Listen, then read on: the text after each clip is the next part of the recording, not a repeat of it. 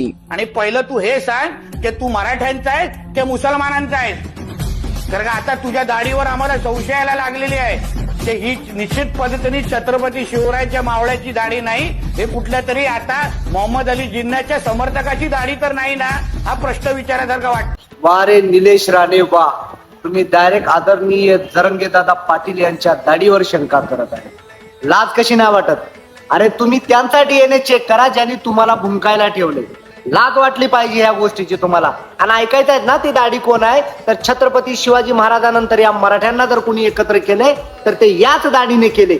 याच दाढीनं मराठ्यांच्या पोरांना आज आरक्षण दिले आणि तीच दाढी आज तुम्हाला टोचत आहे. याच दाढीनं मराठा, मुस्लिम, ओबीसी, दलित बांधवांना एकत्र केलेला आहे. आणि मला तर कुठं ही शंका येते की तुम्ही स्वतःला म्हणता की मी 96 कोळी मराठा आहे. मी काय म्हणतो, तुम्हाला तर दाढी नाही, तुम्ही चेक करून घ्या नक्की तुम्ही कोण आहे. शंका आहे बाबा.